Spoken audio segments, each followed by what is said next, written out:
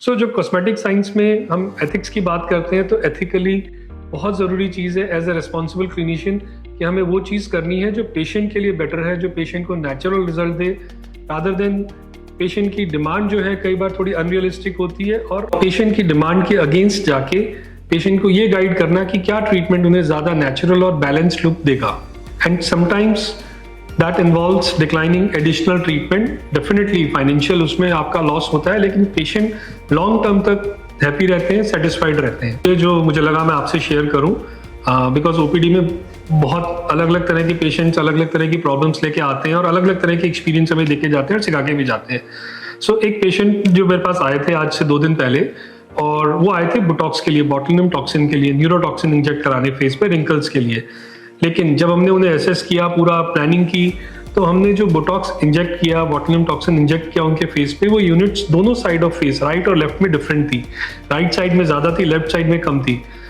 जब पेशेंट को हमने ट्रीटमेंट के बाद चार्ट दिया कि हमने इतने यूनिट्स यहाँ लगाए, इतने यूनिट्स यहाँ, तो पेशेंट वॉज काइंड ऑफ थोड़ा सा डर गए थे कि सर ये गलती से हुआ है, कहीं ना कहीं दोनों तरफ बराबर यूनिट्स लगनी चाहिए थी। हमने पेशेंट को काउंसिल किया कि नहीं, ये मिस्टेक नहीं है, ये डेलिबरेटली है, इंटेंशनल है, बिकॉज आपको इस तरह की ही कस्टमाइज ट्रीटमेंट की जरूरत थी। क्या फैक्टर्स होते हैं, क्या रीजन होते हैं इस तरह का अनइक्वल अमाउंट ऑफ यूनिट्स लगाने का? सबसे पहला होता है कि नेचुरली फेस में बहुत सारे पेशेंट्स में बहुत माइल्ड लेवल की एसिमेट्री होती है। देन जो रिंकल्स आते हैं वो दो फेस के दोनों साइड्स पे एक जैसे नहीं आते हैं।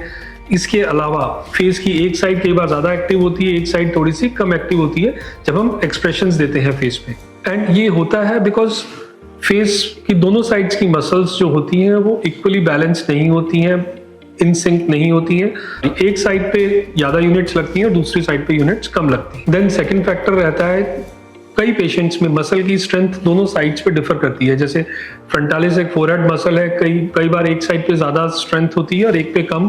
तो जहाँ ज्यादा स्ट्रेंथ होती है वहाँ ज्यादा यूनिट्स की जरूरत पड़ती है as compare to the other side.